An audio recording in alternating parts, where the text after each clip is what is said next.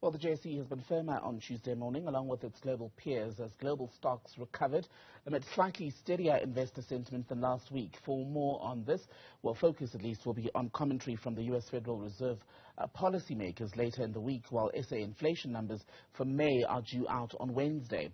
Viv Govender, as portfolio manager at Rand Swiss, joins us now to talk about these developments. Viv, good to see you as always. And it appears that the Rand is stabilizing against major currencies in intraday trade. What's it looking like now? Yes, but we had a bit of weakness, remember, not just weakness, volatility, quite frankly, over the last little while. So right now we're looking at the Rand sitting at about 15.93. Less than 2 weeks ago, we were sitting at closer to 15.30. That's a 60, 70 cent move basically from then, which is like 5%, which is quite a substantial move in a couple of weeks. But it's a little bit better than it was a while back. We were just above the 16 rand to the dollar level. So there is stability coming through, or at least a little strength coming through. But remember, this is from a point of extreme weakness over the last 2 weeks or so. And what exactly is driving all of this more broadly? Well, I mean, last week, what happened was we were getting a bunch of rate announcements coming out from places like the US, the UK, etc. And the market was a bit nervous about, just we were surprised 2 weeks ago with an inflation number from the US that was far higher than expected, showing that inflation had not yet peaked in the US, and that meant that, interest rates are going to be rising around the world.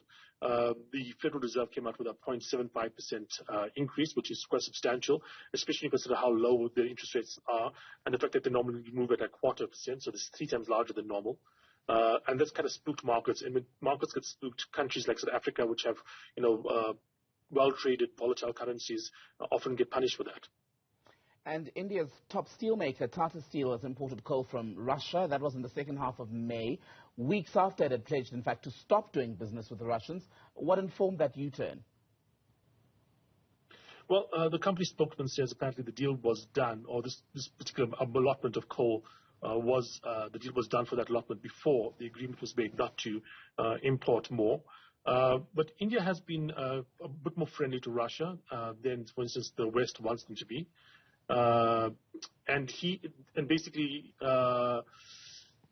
it's something I think that we're just going to accept. I mean, if you look at the entire world, the countries that are really keen on having sanctions on Russia generally is the US and parts of Western Europe, or most of Western Europe, basically. You go to China, go to South America, you go to Africa, you go to even to places like South Asia, and there's much less actual willpower to do that. And much of the reason that they are behind these sanctions, or actually putting the sanctions through, is because they are being pressured by Western powers. So I think that India's reluctance to push through these sanctions as forcefully as the West would want is partly due to the fact that they aren't as keen as the West is on having these sanctions on Russia. Uh-huh. And come back home, because ABSA has published its trading update for the 5 months, which ended at the end of May this year. And have you been able to have a look at that, and how they fared?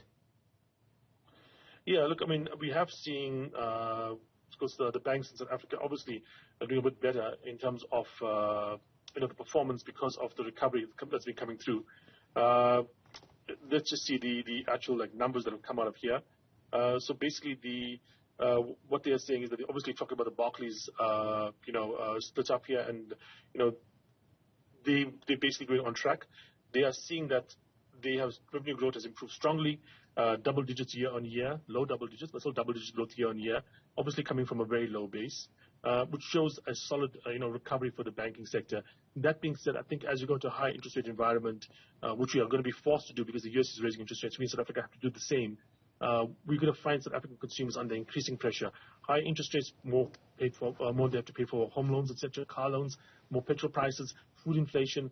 So I think the South African consumer will be under pressure going to the next year or so, and that's obviously going to affect the banks, which are basically, deriving their profits from the state of the economy overall. I'm glad you mentioned inflation, because we're expecting new data out tomorrow. What are your expectations? Well, look, I mean, our inflation number has been reasonably good, and especially compared to places like the US. I mean, we are not seeing the 8% and so on. So it's in the upper band for us, but we're not seeing 8%.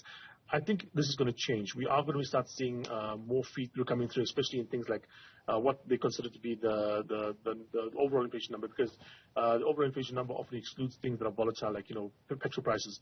But that's going to feed through the rest of the economy as well. Our fuel prices are rising. Our food prices are rising.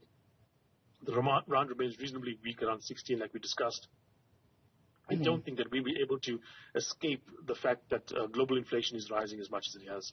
And that's obviously going to put pressure on, like I said, consumers and also on the Reserve Bank to raise interest rates beyond what's happening with the US.